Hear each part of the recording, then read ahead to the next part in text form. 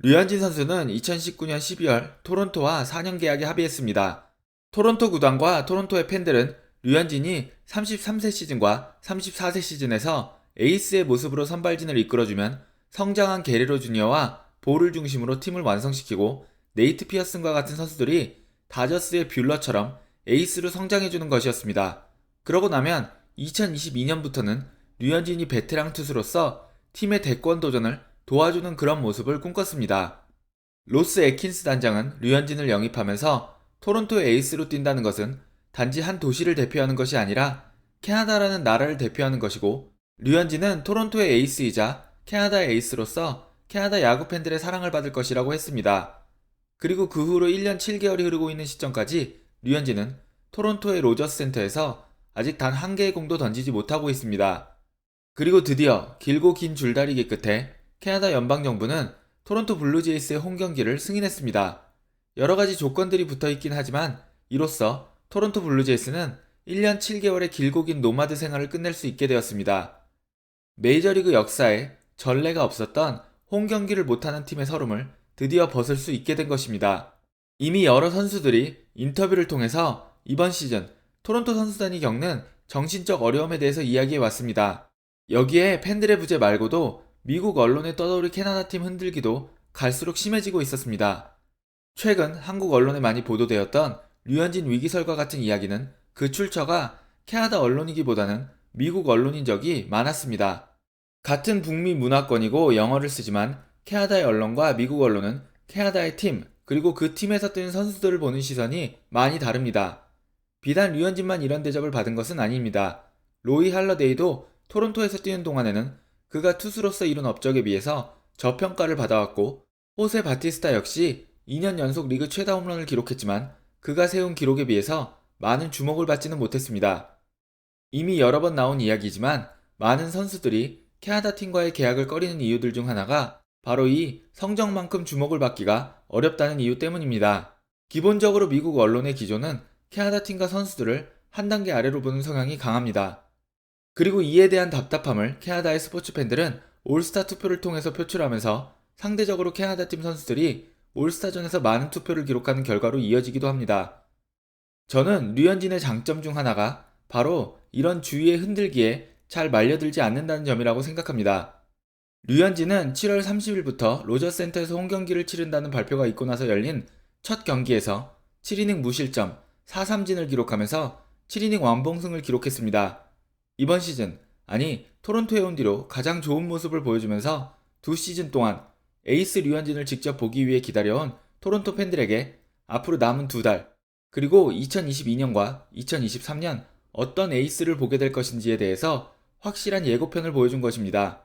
2019년 가능성을 보여주면서 많은 토론토 팬들을 설레이게 했던 보아 게레로 주니어는 이제는 리그 정상급 선수로 성장해서 토론토 팬들 앞에 다시 설 예정입니다. 특히 블라디는 토론토 역사상 최초의 올스타전 MVP이자 이번 시즌 가장 강력한 MVP 후보가 되어서 돌아왔습니다. 조 페닉은 토론토에서 두 시즌을 뛴 선수들 중 로저 센터에서 단 한 경기도 치르지 못한 선수라는 특이한 기록을 남겼습니다. 이번 시즌 토론토의 선발 로테이션에서 뛴 류현진, 로비레이, 마노아, 매츠, 스트리플링은 모두 토론토에서 단 한 경기도 토론토 선수로 뛴 적이 없습니다. 이 5명의 선수들을 포함해서 시미안, 스프링어, 에스피날과 같은 선수들도 아직 로저 센터에서 토론토의 유니폼을 입고 한 경기도 뛰지 못했습니다. 블루제이스가 토론토로 돌아온다는 사실에 기뻐하고 흥분하던 토론토 팬들은 7월 18일 더블헤더 1차전을 보고 나서 오랜 기간 기다려온 류현진이 다시 에이스의 모습으로 돌아왔다는 것에 환호했습니다. 더블헤더였기 때문에 7이닝 경기였지만 류현진은 이 경기를 통해서 2017년 4월 23일 마커스 스트로먼 이후 처음으로 완투승을 기록한 토론토 투수가 되었습니다. 2년 연속으로 사이영 투표 3위 안에 들었고 2년 연속으로 올 MLB 팀에 뽑힌 류현진이었기에 저는 큰 걱정은 하지 않았습니다. 앞으로도 흔히 이야기하는 트롤이나 어그로는 계속 있을 것입니다.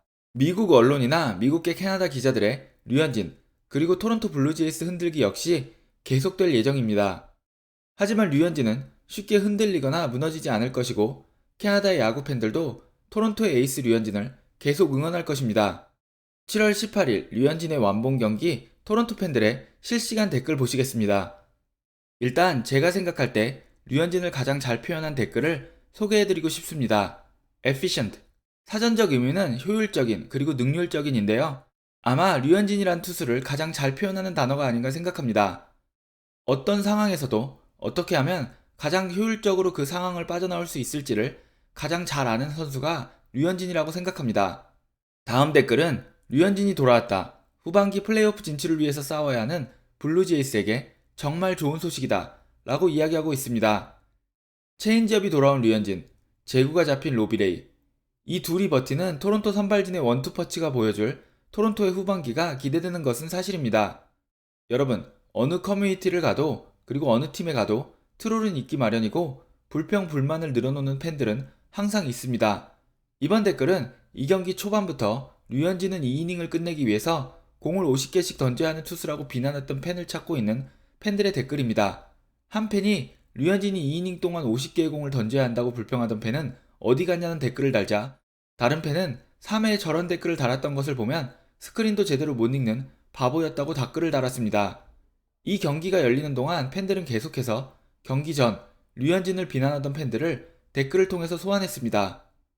이번 댓글은 효율적인 류현진이 돌아왔던 댓글에 다른 팬이 에이스 류현진이 돌아왔다고 화답하고 있습니다. 이 경기에서 많은 팬들은 블루제이스가 토론토로 돌아오는 것에 대해서 기뻐하면서 우리가 알던 에이스로 돌아온 류현진을 환영하는 댓글들을 많이 달았습니다. 이 팬은 본인의 생각만으로는 불안했는지 우리 에이스 류현진이 돌아온 게 맞지? 라면서 다른 팬들의 동의를 구하는 댓글을 달았습니다.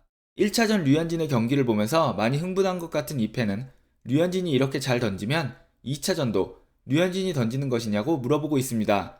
많은 팬들은 류현진의 효율적인 투구를 칭찬하면서 류현진이 2차전에 던져도 괜찮을 것 같다는 댓글을 달았습니다. 9이닝 경기였어도 충분히 완봉이 가능했을 것이라는 의견도 많았습니다. 팬들은 한국 식당이나 한국 교민이 많이 없는 더니든이나 버팔로에 비해서 토론토는 코리안타운도 크고 한국 식당도 많기 때문에 류현진이 토론토를 많이 좋아할 것이라고 이야기했습니다. 이 댓글도 류현진이 토론토를 사랑할 것이라고 적었고 다른 팬은 여기에다가 누가 크리스티나 영앤 핀치에 있는 좋은 음식들을 류현진에게 가져다 달라고 댓글을 달면서 동의했습니다. 크리스티는 올드 코리안타운 그리고 영앤 핀치는 2000년대 후부터 새롭게 번창한 코리안타운으로 두 장소 모두 토론토 안에서 한국 식당이 가장 많은 지역입니다. 이 경기에서 토론토의 해설진인 벅 마르티네스와 댄 슐먼은 앞으로 계속해서 회자될 것으로 보이는 명언을 남기게 됩니다. 블루제이스가 토론토로 돌아오는 것에 대해서 이야기하다가 토론토의 해설진은 류현진의 류, 그리고 모임, 동창회, 재회와 같은 의미를 가진 단어인 리유니언을 섞어서 말하는 실수를 했습니다. 이 류니언이라는 신조어는 팬들 사이에서 큰 화제를 몰고 왔고 많은 팬들은 실수로 탄생한 듯한 이 신조어를 꽤나 마음에 들어 했습니다. 이 댓글은 댄 슐먼에게 지금 류니언이라고 말한 거 맞지? 라고 되묻고 있으며 다른 댓글은 그래 맞아. 이건 팬들과 선수의 류니언이 될 거야 라고 적으면서 신조어 류니언을 적극적으로 사용했습니다. 저도 어서 빨리 7월 30일이 와서 로저스 센터에서의 류니언을 보고 싶습니다. 오늘 준비한 소식은 여기까지입니다. 여러분 모두 좋은 하루 보내세요.